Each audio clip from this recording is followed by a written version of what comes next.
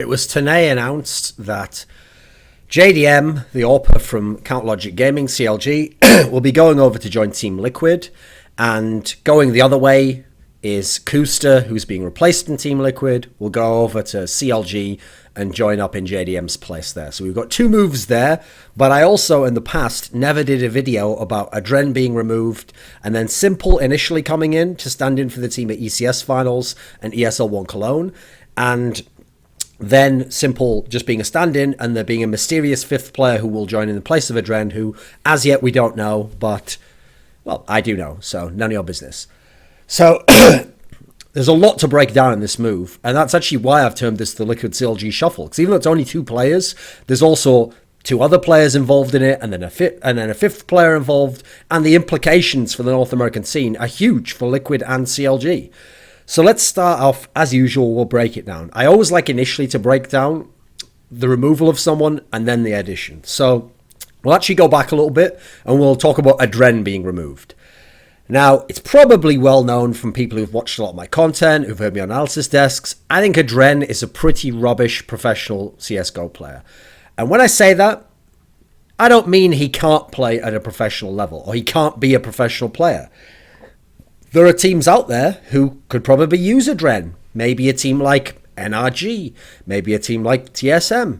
Teams like these, when you consider the level they're at, could use some of his veteran ability, his basic AWPing, simple team play components. They could probably use these aspects. The problem is, a team like Team Liquid, and what Team Liquid has been for the last, let's say, 9 months, 6 to 9 months, is they've been a team that now had the pieces where they should have been able to compete on a world level, where beyond that one major, they should have been able to consistently get into the top 10 in the world, make deep runs in tournaments to like semi-finals, etc., get big upset wins over top-level teams. They barely ever did that, and during Adren's reign, I thought he was one of the worst players in the team and consistently performed at a very poor level. And here's the thing. People used to make up the excuse, but his value as an in-game leader is so important. And no one in Liquid AWP, so to have an AWP is good. I don't think he even had as much of an impact in those respects. Now, I'm not sure why he didn't have an impact as an in-game leader, because you watch his videos and you listen to him talk about the game, he has a good understanding of Counter-Strike.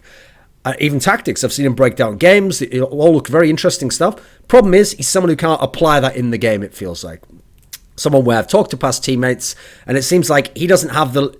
Even if he has some of the basics of tactics, first of all, just as his individual play is quite poor, not just from a skill level, but in terms of actual ability to do things in the game, as in his potential might be higher than what he shows, but he can't show it in the game. Likewise with tactics. It always felt like he's someone where if you get him outside of a game, you have him talk about different teams, not his own, he'll break the game down, he'll give you analysis, he'll say what they should have done.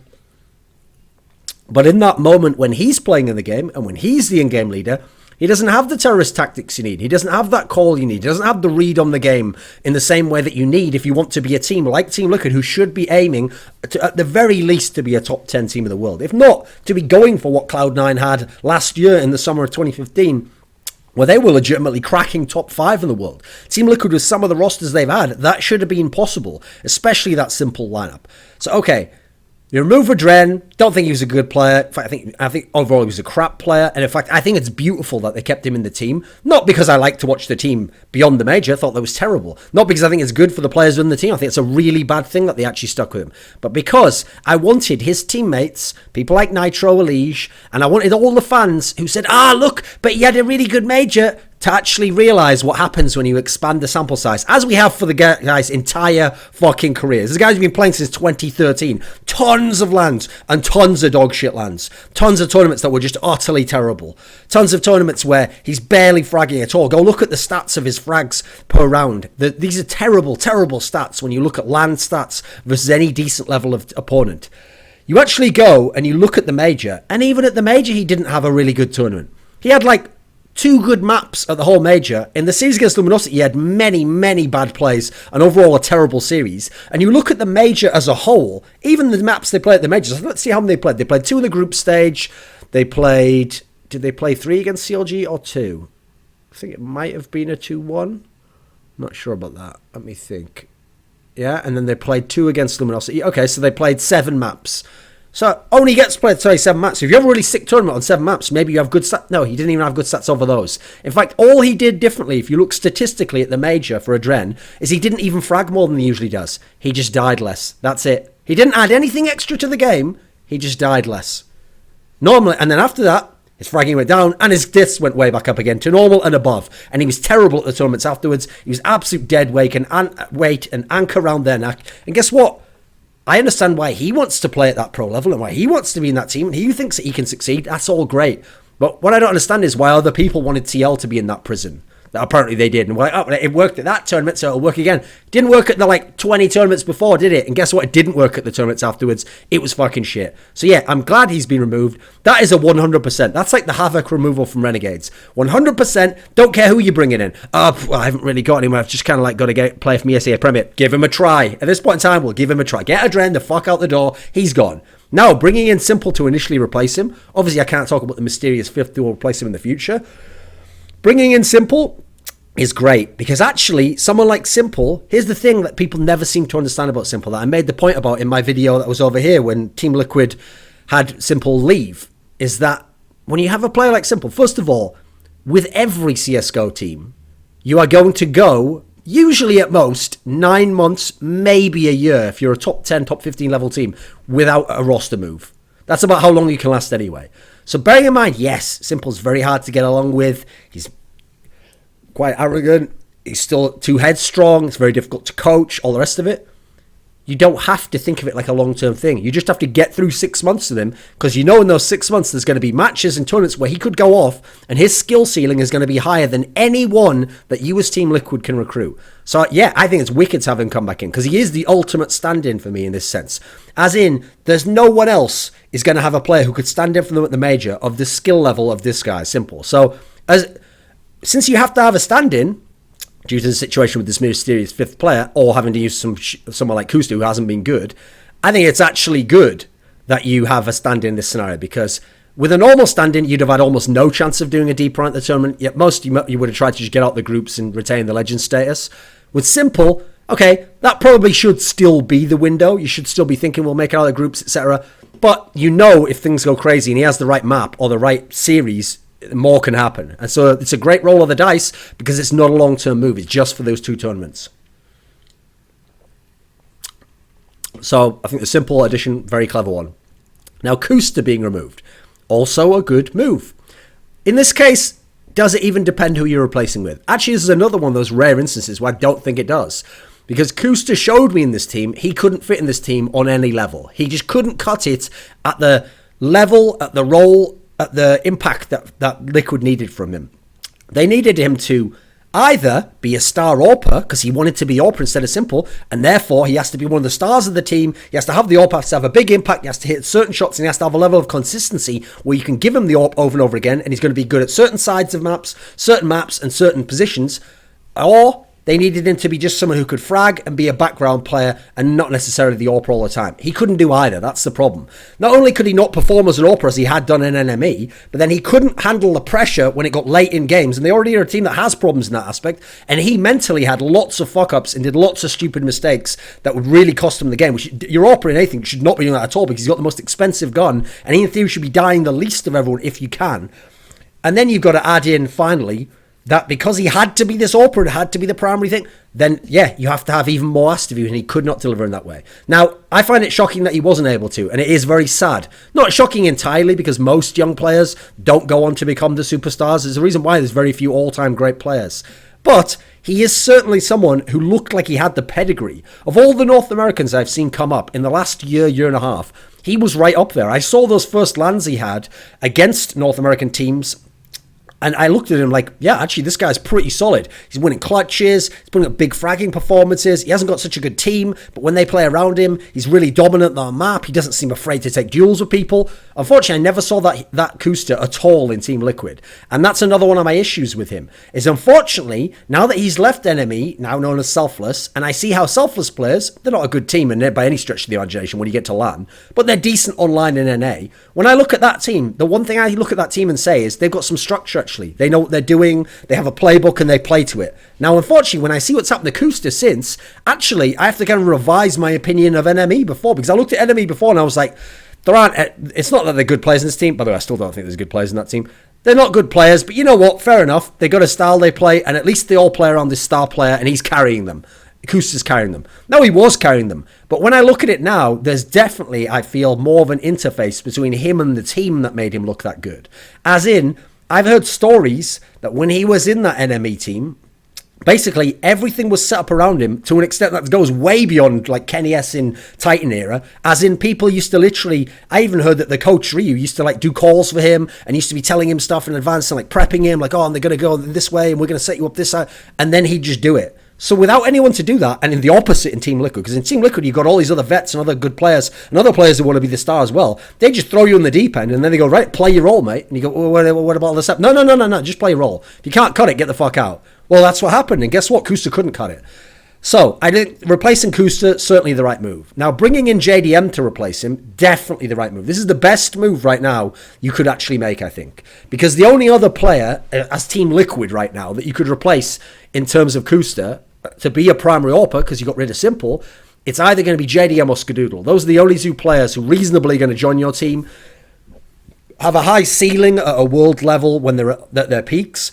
And since Skadoodle has repeatedly turned them down and hasn't joined and sticks with C9, JDM's the obvious next best one to pick up. And I'd actually argue over the last, let's say, I mean, you can't really do calendar year because it was roughly about now when TL was still on that heater, when C9 was still on that summer heater. So let's say in the last 9 to 10 months, I'll go ahead and say it, JDM over the last 9 to 10 months has been a better AWPer than Skadoodle has. So I think this is a great pickup to make. Now, admittedly, JDM's in pretty poor form of the last few months, sure, but CLG as a team is in bad form and has been totally terrible over the last sort of 2 months or so. Basically, ever since the major, they've really gone downhill. And online, they'd already been struggling anyway.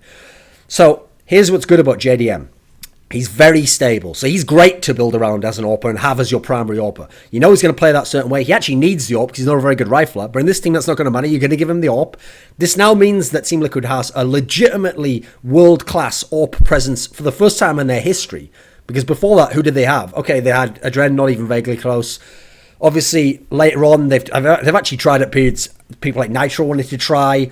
Then later on, they had Simple. Okay, Simple was world-class, but he hadn't had enough tournaments to establish that as much as JDM. As in Simple, will half and half hybrid. For me, Simple at his best should be a hybrid. He should use the AWP when he wants to, and otherwise he should just use rifle when he wants to. With JDM, he is the dedicated AWPer. You want the AWP in his hand every single round, just like you do with Guardian, with Skadoodle, with Kenny S, etc.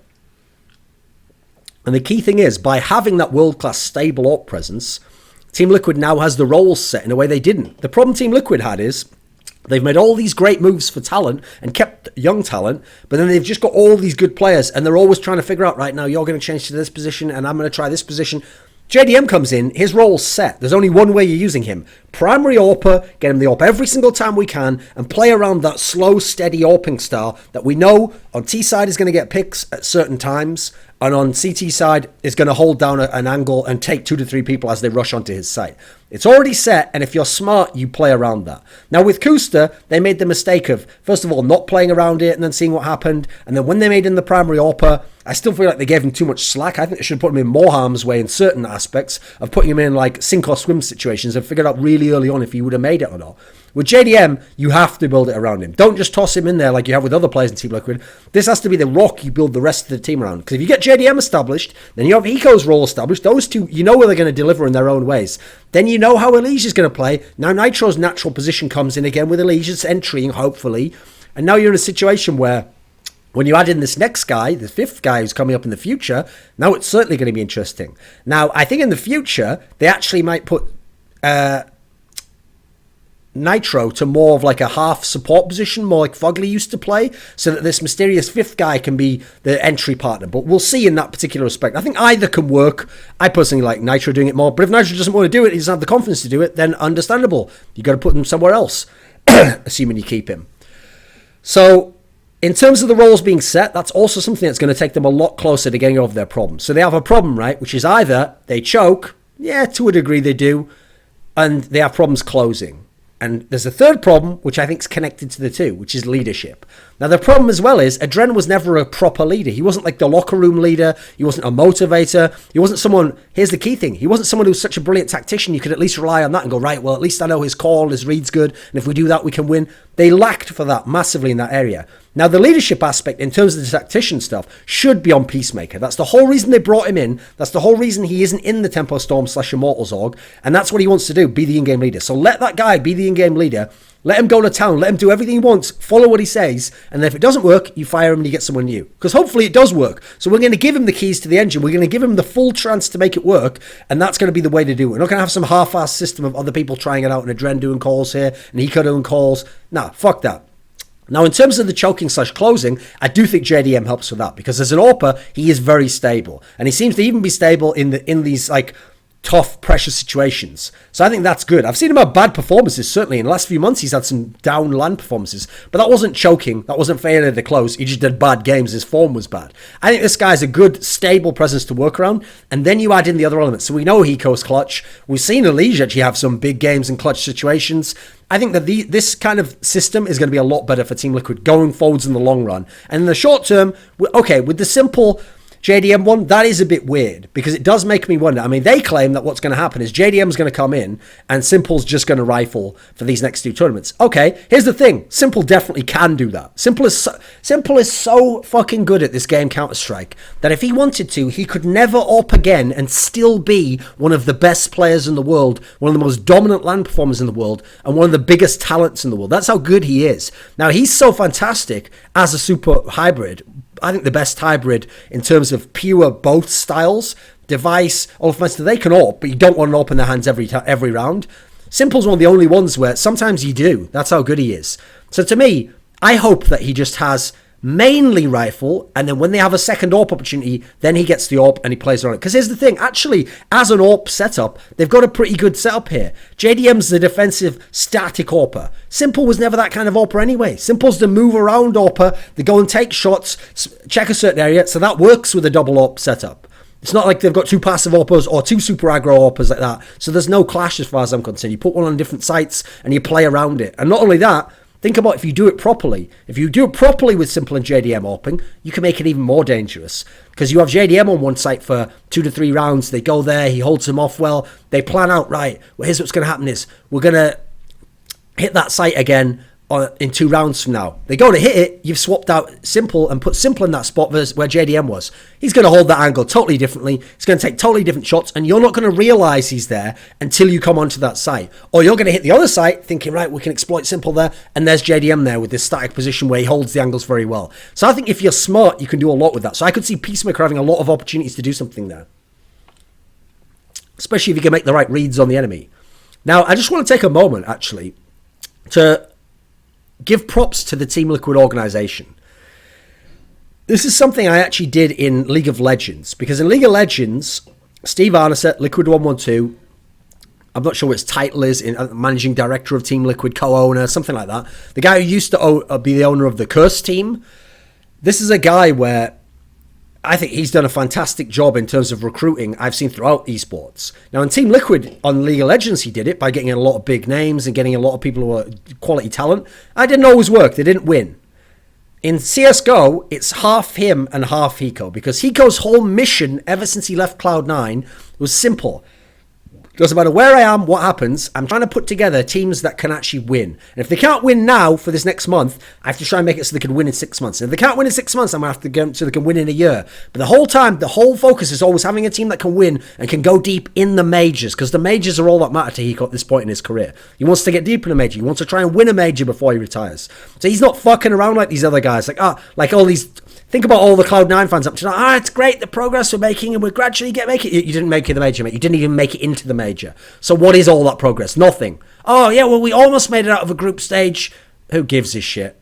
Who cares? That's not... That progress is like, oh, we improved 1%. Great, brilliant. That's improvement. I'll give you credit for that. You have started to look pretty decent for NA teams when NA teams are low, but you're nowhere close to being that team who's going to make the semis of a major or ever win a major right now with the Cloud9 lineup. That's just facts. If you don't agree, go watch them play fucking LAN games. They're like 1-2 roster moves away from ever being in that position right now.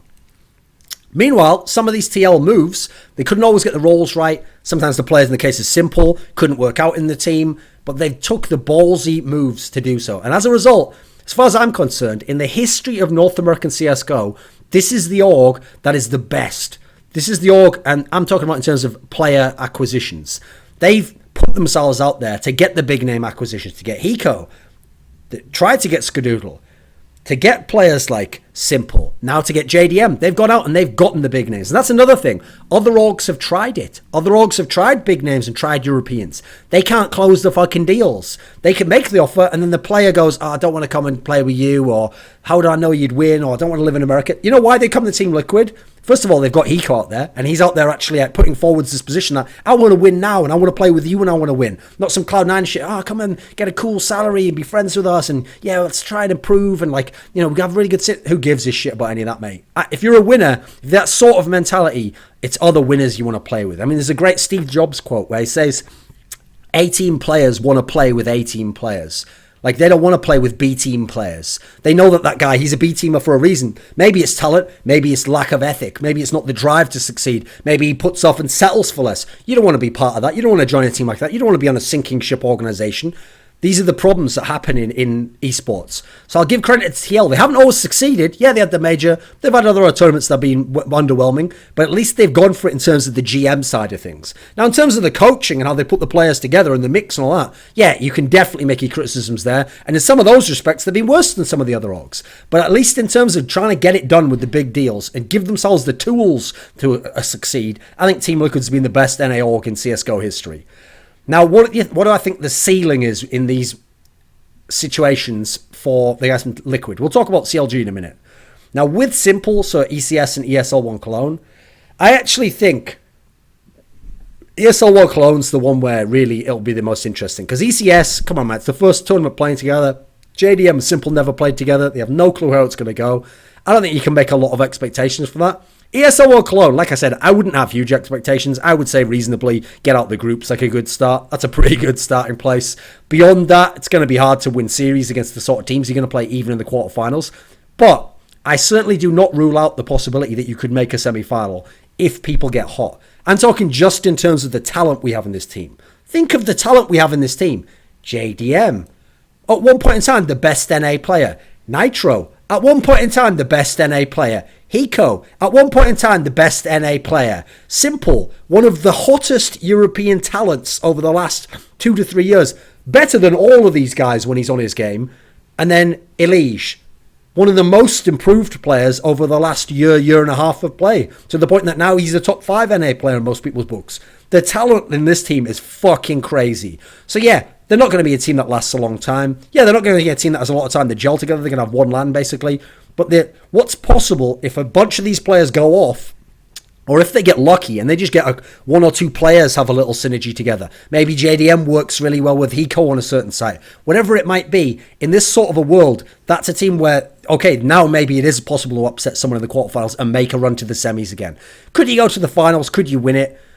Realistically, probably not, because there are some very good teams out there, and the European teams especially are going to be very hard to beat if you get to the semi-finals. I think that's pretty unrealistic to think so. I actually think they actually were a little bit lucky to even get to the semis at the last major. So as a result, I'm sort of saying I think this group now, in theory, have a higher ceiling than the last one, just that the last one basically shot their load completely to get to the semis in some sense. I think this one could make it there in as much as you look at the lineup, it makes sense. That one didn't make as much sense because you had to look at that and go, oh, and with Adren, they're going to beat Fnatic on Dust 2. I think, yeah, sure thing, mate. Like, no, that wasn't realistic to think so. So, let me think. Oh, and then also they had to get CLG in the quarterfinals, obviously, whereas that's probably not going to happen here. You're probably going to get some good European team there or Luminosity type characters because you probably come out your group second place this time. Now, in terms of after Simple, when they go to the Mystery Fifth, I think in the long run, this move is fantastic, getting JDM in and removing Custer, removing Adren. You've now removed all the problems. You've added in someone who shouldn't be a problem and who should take up a very set role. If you can now fix it, it's mainly obviously on the Mystery Fifth if he can fit his role. But I think the ceiling for this team is great. I think they can become not only the best NA team, I think they can supersede all the other NA teams. I think they can become a top 6, top 7 team in the world and be legit once they get this mystery 5th in. Obviously, there's a lot to happen still. I'm not saying it will happen, but I think that's the ceiling. I think this really is finally the trajectory is set where it's not like you have just one piece. You've got a bunch of pieces that are all heading in the right direction. Add in Peacemaker, who's going to have had time to get to work with the team. Seems like a guy who knows what he's doing. I think the future is really bright for Team Liquid. So come back in a year from now, watch this video, and praise and bow before Lord Thorin for his analysis being accurate. Now, in terms of CLG, getting Custer, here's the problem for CLG. As an org, so think about the way I just described Team Liquid there. As an org, I think CLG's done a terrible job of getting talent. A terrible job of getting talent. All they've done is taken Team Liquid's cast-offs. Okay, so Fugly's been decent since he joined the team. Fugly is a decent player, sure. His problems aren't skills. It was finding the right role, which he didn't always have in Team Liquid. I feel like he's the one who got forced into the bad role and squeezed into that. And then on top of that, it was the fact that he apparently lacked motivation for reasons outside of the game. I can't say if I know those are fixed. So as a result, I think he was an okay pickup, but he wasn't some sick pickup. Then you look over here. Okay, so now you've got JDM, your best player, actually basically throughout your history since he joined, leaving the team, and incoming Custer. Now Custer, this is the last test for this guy. No, not really, because he's so young, and we know how NA is. You shuffle the talent around, you recycle the talent, people come into teams, they go out of teams, they join again 2 years later. He'll have other chances. But in terms of me and how I'm thinking of him for the next year or so, this is the last chance for Custer, because he's now joining a team where he wanted to be the dedicated AWPer and have the AWP all the time and have the game built around him. That's exactly the role he is replacing the guy who's outgoing from CLG with, and that they had some success with, even on international level doing all right. So now he's going to, in theory, have that spot and have it built around him. And now his problem is he has to perform, because he's got some really big shoes to fill in JDM. He's never been able to show the level that JDM had with all that stuff around him. So first of all, he's going to constantly be contrasted against JDM, as he should be, because he's been replacing that guy. And secondly, if he can't get close to that level, it's going to be very apparent. Now, in terms of CLG losing JDM, I think that's terrible. I always said that because of JDM's problems with rifling, it was going to be very hard for him to really be like the superstar carry who could be like a top 5 player in the world and could actually like carry you really further as CLG. My problem with them was he was a star player. He was at one point in time, I think, a top 10 player in the world. But because he was an AWPer who had to have the AWP and couldn't rifle, it meant that alone wasn't going to be enough carry potential. You either needed 2 other carries with him and he'd be the 2nd or 3rd star. So in an ideal world, I think he would have had Tarek play a more aggressive role, get lots of kills as he started to do a little more towards the like, let's say around like the major of this year, around that period of time, he started to play a bit more aggressively. And then if Cutler had been able to get rid of the in-game leading stuff earlier on, and it'd be at the level he was at summer last year, if you'd had those 3 all firing at the same time with the same primes, I think it could have worked. The problem is, most of those other 2 weren't. Cutler's been going on a downhill trend since the summer of last year, and then Tarek on LAN has always underwhelmed me against Europeans until sort of the last 2 to 3 months. So he started to pick it up a little bit, and he would have some individual games when he was really good. So the problem I have for them is, to me, JDM was clearly the best player, and they've now lost their best player. Then you look at the way they played around their best player, because he was a rock, because he was consistent. So much of their game was based around him and his strengths. So many of their CT sides, I think of maps like Cash and Cobble, well, where does he play as CT? And if they attack that site, he's going to kill the first 2 to 3, and we know in which particular way, and the rest of us play around that and play retakes. So much of their game was built around him. I don't know how they're going to survive without him. I have to figure that CLG is going to get worse as a team, and that they could drop to being like 4th or 5th best NA team. Because you look at the NA teams out there right now, Team Liquid got a great core group of players. C9 at least has rhythm and routine and looks decent and had some decent performances recently. Optic, I think actually at the moment right now, if I had to pick a team right this second who's the best NA team, just in terms of what I think they can do in the server right now, I'd pick Optic. So there's 3 already. Then you add in some of the other ones. I think CLG's in a lot of trouble right now, and they have to start looking to the future and figuring out the moves they're going to make. Because right now, these moves are just making them worse. FNS was at least a decent in-game leader. I didn't think he was a very good player. At least, unlike Adren, he was a decent in-game leader, though. JDM, very stable player. Cutler used to be very good, hasn't been recently. Tarek, at least now, starting to get it together. They've had some of the pieces, man. They just never got it together. They never made the shit work. So yeah, I think they've got some big, big problems over there on the CLG side of things. I think Liquid wins out massively on this deal. And I think as an org, CLG really has to sit down and think, what the fuck are they doing in CSGO? because this is a star player who's left your team now. Not only that, I actually feel bad for some of the players in CLG now. Because, okay, I'm just going to go ahead and say it. Players like Tarek, players like Cutler were wanted by other teams. Teams that in the future are going to be better than CLG. Teams that could have been better than what CLG's done. People wanted these guys, and these guys early on wouldn't leave, yes, but later on did want to leave and were willing to leave and couldn't leave because the buyouts were too high or the org wouldn't let them go. All the rest of it, and you used all that bullshit like, we've invested into you, which is, I think, so slimy when you do that. So I've got to tell you right now, in CSGO, no one wants to live in a team house, mate. People don't like that. If CLG like it, great, brilliant. People don't like it in general. Also, all that friendship stuff, this is a team that's shown what a load of shit friendship is, when friendship is the initial starting point. You can't start with friendship and then figure out, well, since I am friends, this guy's all right, and this guy's pretty good. We could replace him, but he is friends, so, and then, this guy's doing badly, but we'll keep him because he's friends. If you start with friendship, you're going to ruin every other decision. Ideally, you'd have everyone be really good in the team, and then as a bonus, maybe we could be friends on top of that, or these two players can be friends, or these three get along together, and this guy isn't that well, but he stays over here. And because we don't all live in a team house, you know what, we can get along. People don't kill each other every day. Unfortunately, CLG went for this weird League of Legends approach, and also had very underwhelming recruiting, to where I don't see what the future is for CLG as the best NA team. For me, they were the best NA team. If I look at the whole, basically after Cloud9 started to go downhill after their summer run last year, for me, CLG ultimately was the best NA team because they had the consistency. They were a team that was in position to do decently in the groups at majors. No, they only made it out once, okay. No one else was making it out though until Team Liquid and then made it out. They were a team that could win the odd map against Europeans. They were a team that could put up consistent performances against Europeans. Always played Na'Vi pretty well in some of the games. But you look at it and they were a placeholder best NA team. They were the best NA team because Cloud9 went down. They were the best NA team because Team Liquid had good rosters but couldn't quite ever get it done. They weren't the best NA team because everyone was decent in NA and then they went way above and beyond and went to the top European level like Cloud9 did ages ago or like Team Liquid did at that one major. They weren't that. They were just a placeholder, and unfortunately they rested on the laurels of that and thought, this is great, this, and we'll improve and all this. You never improved. You didn't go up. You just stayed there, and actually you've gone down a bit. So I think CLG as an org have to really look at their CSGO team and assess what they're going to do because they're in a lot of trouble right now, and I don't see where they go now that they lost their best player.